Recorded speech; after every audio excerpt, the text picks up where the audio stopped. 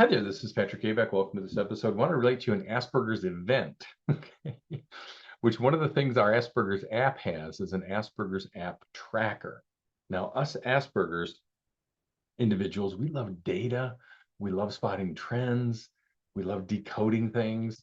And so the Asperger's app, one of the aspects of it is it's got the ability for a wife who suspects their husband has Asperger's to describe the event and all the detail and the nuances of the event. It can be just something like I'm about to describe to you right now as a personal event in my life, but it could be an argument, a disagreement, how your husband perceives something, anything at all. So it's kind of a cool aspect of the Asperger's app. If you want more information on that, email us at support@aspergersapp.com.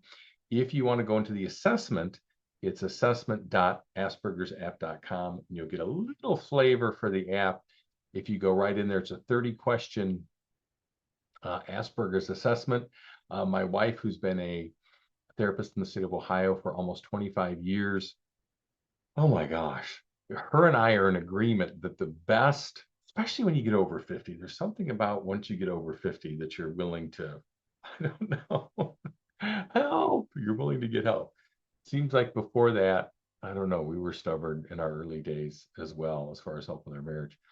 But the assessment specifically designed for a wife who suspects her husband has autistic traits, Asperger traits.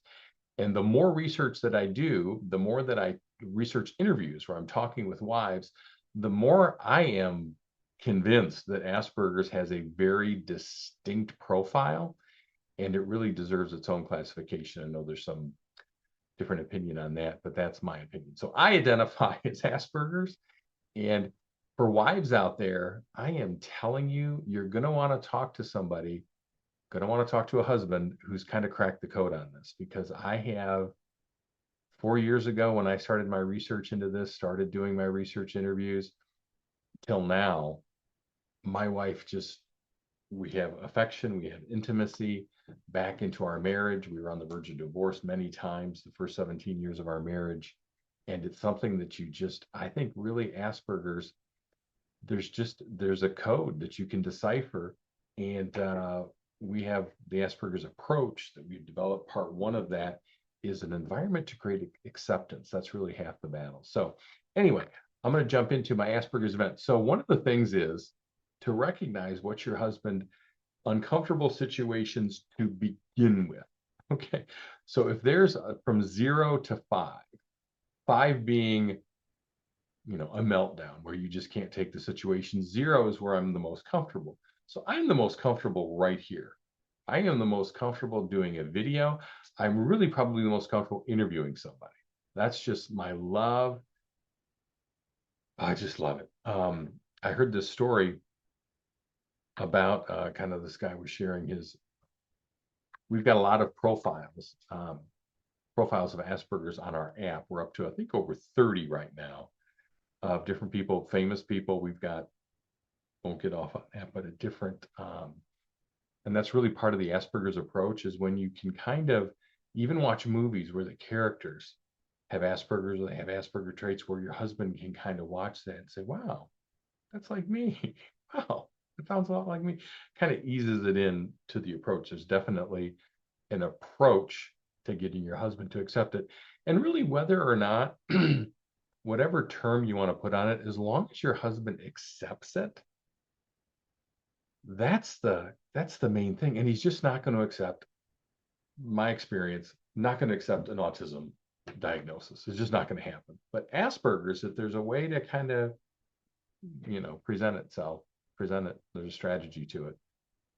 Definitely, I would say almost 100% success rate. Probably shouldn't, can't totally guarantee it, but an Asperger's approach definitely will. So my Asperger's event. So my daughter had a birthday couple weeks back, and I do not like going to big cities. So we live in Northwest Ohio. We live in small town, rural Ohio, west of Toledo, and so we were going to go to Chicago. I do not like. I like going to sporting events in big cities. We've gone to some sporting events in big cities or specific events, but I'm not one to just sightsee, walk around, especially if there's big crowds. It's just No. Okay. Not going to happen. And then just little frustrating aspects too, the traffic, even with mapping it. So my daughter's birthday, she loves La La Land. She's just has seen La La Land probably 25 times. And so she saw that I think she's in clubs that other people that like La La Land, and saw that there's going to be an orchestra performance. The Chicago Philharmonic is the musical. It's going to be doing the music to it while you watch the movie. And it was awesome. My daughter was just, she's 16. No, that's 14. She's the 14. She went there and she's just singing along uh, with the words. She's at one point she was crying. There was a song that just brought her to tears, and I'm looking over at her and she's mouthing the words while these tears are streaming down. And oh, I want to do a video so bad, but there was ushers all around and they said don't video, and no one was videoing. So I'm like, okay, they probably throw you out. So I didn't do that. So we go to Chicago. We get there a few hours early. Now, this is the congestion right off the bat.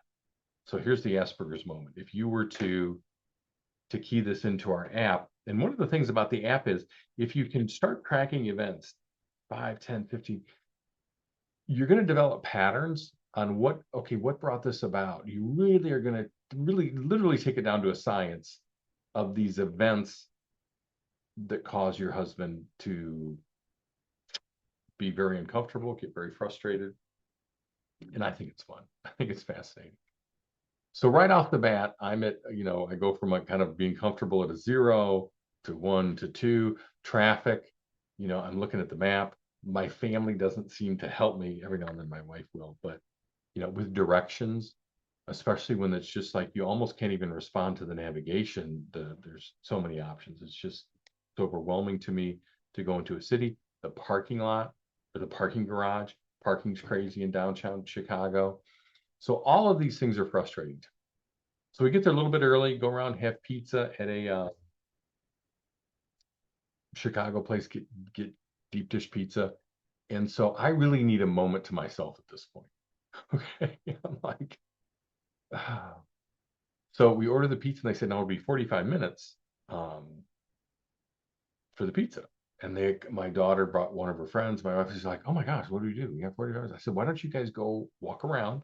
I'll wait for the pizza. I'll text you when it's ready. You're about to get here. And so that was just kind of like my time alone to just reset. I watched my watched a basketball game,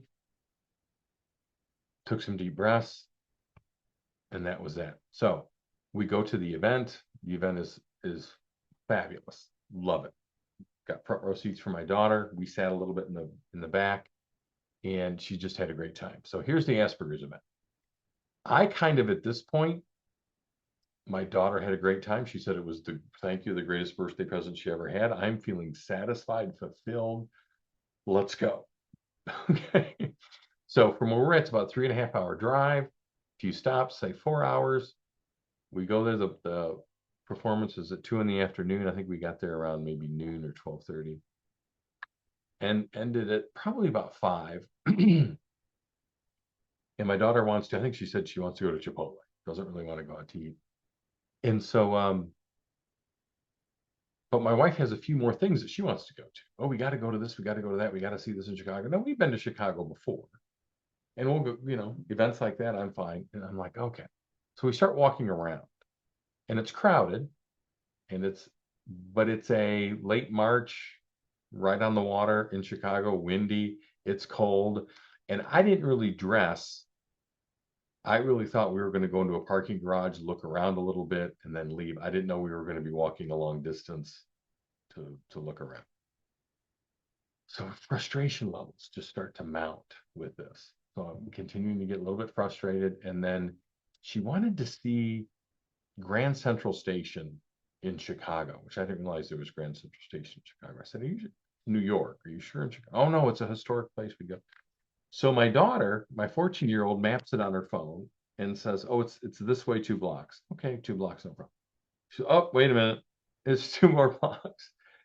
And this episode happened about a couple times. And I said, okay, we're kind of now walking by ourselves. Okay, we're kind of away from the crowd. So on the one hand, I feel kind of uncomfortable in all the crowds, but you feel safe in a crowd. And then all of a sudden you're walking in Chicago and the buildings are starting to get a little bit older looking and you're kind of out there on your own. And I said, we're done.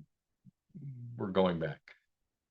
And we had an argument. And I said, we are going back now. My wife said, oh, it's just up here a little bit. I said, Lucy said that a few times. And so I got frustrated and I raised my voice and we turned around and went back to the car. I said, we'll come back. And then from there, it just kind of changed the whole thing for the rest of the trip. All of a sudden, my daughter and her friend were still laughing and playing, but my wife was all of a sudden quiet. She didn't get to do what she wanted to do. So we go back in the car, half hour walk back to the car. I'm still seething from this. We get in, she goes, oh, let's go over here to the pier. We go to the pier. Said, do we want to get out? Well, now we got to pay for parking. Parking was $60. Now do we want to pay for parking again? And then Lucy, do you want to go inside? Lucy says no, but my wife kind of wants to. Okay. I said, let's go back to where we were going to. Nope, nope, too late. Let's just go home. Okay. So one of the things that I have to learn is to something like that. My wife loves to go on these type of trips, loves to you know see the whatever it is that she wants to see. And she just, it was like she had to go. She wanted to go. So we went. But that's an Asperger's event as far as just the city. It's congested. I got frustrated. The noise, the traffic, the signs. All of a sudden, the situation for me is getting to a frustration point. So tip to wives is, understand, okay, I got 3 strikes going against me into this. Okay. If there's going to be a moment that he really demands something, okay, flow with it. Wives, give into him because he's there. He's doing it. He came. So in my situation, I came.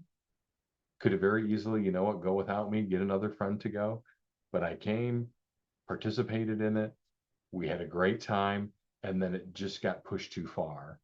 And it's something that those type of things, wives, it's going to help to know if you're harmonious. Yes, I got to do better.